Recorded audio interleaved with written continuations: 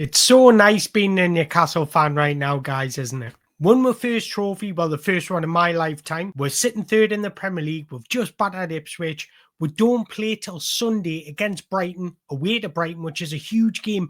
But that's actually my birthday. I'm just putting it out there in case any of you want to send us any presents. But I thought, what can we do for more videos? And the best thing I can do is scout more players. And I'm extremely excited. And that is Ajax's Jorthy Mokio. So we're going to be looking at him, looking at his background, looking at his strengths, weaknesses, and then comparing him to Joelinton, Bruno, and Snadro Tonali. So Mokio came through the Ghent Academy, which he joined in 2021, which is quite late considering his technical ability, and he's already playing international football. He's the youngest Ghent player to ever participate in the UEFA Youth League at just 14 years old. That's outrageous because that's an under-19s competition for the elite academies. A month after his 16th birthday, he made his debut for Ghent senior team, becoming the youngest ever debutant for Ghent. Despite him only having a couple of years in academy football, he started attracting a lot of attention from the elite clubs around. He was very close to joining Barcelona. Real Madrid were after them, and then Borussia Dortmund and Bayern Munich, and a lot of English clubs really showed interest in Mokio. But I actually think he made the right decision in joining Ajax because you get a better pathway into football. You'll get more opportunities. If you shine at youth level, they don't mind you giving opportunities in the senior level. And that's exactly what we've seen this season. So he did join Ajax on a free transfer, signed the contract until 2027. At the age of 16 and 182 days, he became Ajax's youngest non-Dutch player to ever debut for Ajax. At the age of just 17 years and 19 days, he became the youngest player to ever represent Belgium at senior level. That just goes to show his maturity and how highly rated Mokio is. He's been breaking records since the age of 14, despite him arriving in academy football quite late in his football career. Now, I first came across Mokio when I went to watch England under 19s. He was playing for Belgium under 19s. He was playing as a left centre back, and he blew my mind. Athletically, profile wise, technical ability, his understanding of the game for that level, he just looked level above everybody else. So what happens when you go to scout a game of football? You go there with hope more than expectation, and every scout gets a team sheet. Only scouts get a team sheet, and you make your little notes. And for me, I take my own book and I write the numbers down and then highlight the ones that I'm impressed by. And usually I just make bullet points and write my reports once I get home. And usually bullet points for footballers are about 4 to 5 bullet points. I must have had about 27 for Mokio, just different actions. I literally watched him for the whole game. He was absolutely outstanding. The game finished 0-0 and England didn't score because of Mokio. He was sensational that day. But so I do want to talk about his strengths. So we're going to talk about his pros before we get on to his strengths. What are his pros? Well, he's versatile. He can play many different roles like we've seen at Ajax. He's played in the midfield too. He's played as a lone pivot. Now he's currently operating in a 4-3-3 system. But he actually came through the ranks as a centre-back, playing as a left-back as well at times. And on the odd occasion, he played as a midfielder for Ghent. But the majority of his games for Ajax have been in midfield. So that goes to show he can cover at left centre-back, he can cover at left-back, and he's also comfortable in midfield. Even better, Ajax play a 4-3-3 system, which is exactly what Newcastle play. So it just goes to show he's learning that role already. His education has provided him with real maturity in his game from a young age. This is why I always say, in academy football, you want the player to not learn the system, but learn the game for this, because he brings versatility. If you learn a system, you'll only understand how to play one way. He's learned the game from playing many different roles at different academies. So his Ghent Academy plays a different style than Ajax's academy. And that just gives him a better education, a better understanding of the overall game. And he's got an extremely promising future. His versatility, his athleticism, his strong tackling make him a valuable asset for any team. He's a dominant box-to-box midfielder. So now we're going to look at some strengths and weaknesses before we compare him to all three Newcastle midfielders. So his strengths. What I like about Mokio is his profile. Might not be the tallest. I think he stands at 6 foot, 6'1", which is quite tall. But sometimes you get BCs days that are like 6'4". He's 6 foot, 6'1", about that height, but his athleticism really shines through. He's technically gifted midfielder, renowned for his exceptional ball control, dribbling skills, and his ability to retain possession under pressure. And we're going to be touching on this in the statistics. Mokio's strength in athletic ability allow him to dominate midfield physically and the level required to win duels. Again, I'm going to prove all this in the statistics. As a ball carrier, Mokio really shines. He's one of those players that look quicker and have a better speed of thought in possession than he does out of possession. So I'm not surprised he's literally transformed into a midfielder so easily. He eats up the ground so quickly and he can drive beyond opponents with ease. He's got an excellent first touch, allows him to quickly control the ball and maintain possession in tight spaces. He's got good spatial awareness. He reads the game off the ball tremendously well, which allows him to make effective decisions in crucial moments. He's tenacious, he's an aggressive tackler, and he's good at standing and sliding tackles, but he excels in one-on-one situations. And that's why I've seen him excel at left back, because he's comfortable in those wide areas. He's comfortable centrally, but when an opponent isolates him, he doesn't get flustered. He's so comfortable in his own ability. He's comfortable with the ball at his feet. He likes to maraud forward.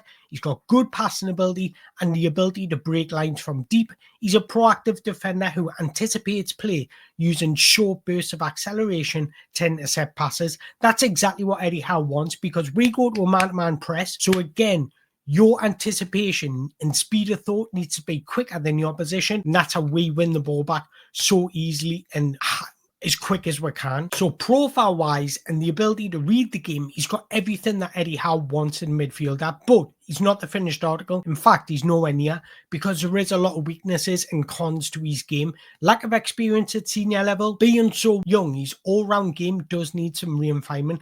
Especially you've got to think, when he's first stepped up in senior football, he's changed positions. He's so good at centre-back. But since he's come into Ajax, he's stepped up a level and he's learned a new role at the same time, and he's still playing very, very well. But just highlights his maturity and his ability to learn. And that's what I like about him. He wants to learn, he wants to improve. And I think under Eddie Howe, he would undoubtedly improve. So refining his game most noticeably in his position and his decision making. Similar to Joelinton, he lacks that decisiveness in the final third when it comes to chance creation or scoring efficiency. I actually like his ball retention skills. His ability to evade pressure and beat a man is absolutely excellent, but he does hold on to the ball for too long, and he needs to be more forward thinking with his general play. This will develop with game time. Naturally, there's going to be nerves because he's stepping up in senior football and he's learning a new role while he's doing it. So he's probably going to take the safer option when he's distributing the ball, but his positional awareness, at times he wants to engage too early. He always looks to win the ball. Sometimes he needs to learn when to press, when to hold his shape. But again, when you're looking to improve footballers, you can't really improve their height. You can't really improve their speed. Yes, you can work on their explosiveness and acceleration, but speed is quite a natural thing. But when it comes to just in-game management and intelligence, they're the sorts of things that coaches love to work with because they're quite easy to improve. So I've got no doubt Eddie Howe can improve each and every one of these weaknesses, making him a more complete midfielder. So I said we're going to compare him to all three of our midfielders, and here we go. This is him in possession, so his chance creation, his passes attempted, his forward passes, his backward passes, all those that you can see on the screen. I am going to leave it on for quite some time, but I don't want you to look at the green and red and orange lines, because this is attributes per 90, so it gives you a better reflection on what to do during the 90 minutes than total statistics show. So total statistics over the season, I like to look at per 90 because it gives you a better reflection on generally what to do every single game. So when it comes to number wise, he's very, very similar to Joelinton. You can see Bruno's the best chance creator because he's tasked with that responsibility. When it comes to passes attempted, they're all very, very similar. When it comes to pass accuracy, they're all in between 83 and 85, very, very similar. When it comes to forward passes, this is where Jorthy needs to improve, in my opinion. At times, he takes more of the safer option, looking to pass backwards, looking to pass sideways, whereas Newcastle, Joelinton, Bruno, and Snadro Tonali are always looking to play forwards. But as you can see, there's not much between each four of them. Now, this is them defensively, but there's one that's not defensive. If you look third from the top, there's take-ons completed. He's taken on 1.9 players per 90, whereas Joelinton is 0.6, Bruno's 1.1, and Snadro Tonali is 0.8. So he absolutely excels in retaining possession and keeping a hold of possession. And I think that's what he'll bring above what Joelinton brings. Just that ability to get involved in the game more, retain possession, literally eliminate one of their opponents out of the game by driving past them. So I mentioned that he was good in marauding forward with the ball at his feet. This statistics absolutely proves that. You can see he's had a good education as a defender because he's winning the most duels, he's getting involved in the most defensive ground duels,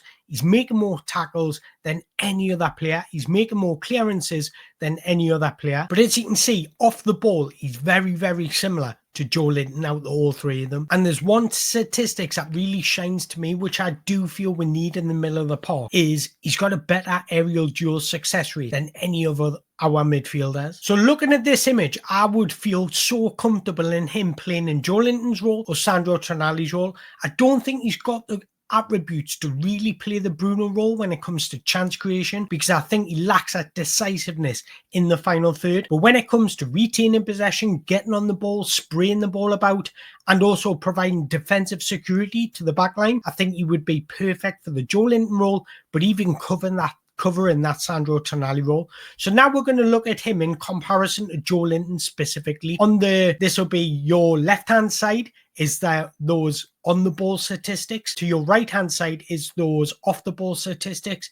And what really stands out in Jorthy Mokio is his ability to win back possession. And that's a massive factor in what Eddie Howe wants in these midfielders. But as you can see, even in possession, they're not too far away from each other. Passes attempted, Jorthy Mokio's averaging 33.4, Joelinton's averaging 37.9. Pass accuracy, Mokio's 83.74, Joelinton's 83.76. So there's not much splitting them at all, but what really stands out to me, because we know Joelinton's got that ability to win back possession high up the pitch and win a lot of defensive duels, but Jorthy Mokio's winning more defensive duels, getting involved in more defensive actions than Joelinton. I just think for that role, that ability to cover the left back, being comfortable in wide areas, he's absolutely perfect for our system. So I'm going to leave this on the screen so you can get a good look at it while I'm finishing up. But I just want to hear your thoughts. Would you be happy to sign somebody like Jorthy Mokio, or would you look for more experience? I actually think he would be ideal in my opinion. And what I also did, which I forgot to point out, I used statistics from the Europa League because I didn't want to use the Eredivisie because the standard in leagues is incomparable, so we need to keep that in mind. So I did use the Europa League because that's a higher standard than the Eredivisie, so the statistics are a little bit more similar to the Premier League. And I understand the Premier League's the best in the world, but he hasn't played in the Premier League, so I can't really get statistics from that. But so you've got to understand and you've got to remember that Joelinton, Snadro and Bruno are doing it in much difficult situations. But in terms of profile wise, the versatility in him, his technical ability, his ability to win duels off the ball, he fits exactly what Eddie Howe wants. But I want to hear your thoughts. Would you be happy signing Jorthy Mokio? Let me know in the comments below. But if you've enjoyed this video, make sure you hit that like button, hit that subscribe button, and thank you everybody for watching my videos, because honestly I can't believe it. But thank you very much, and until the next time, away the lads.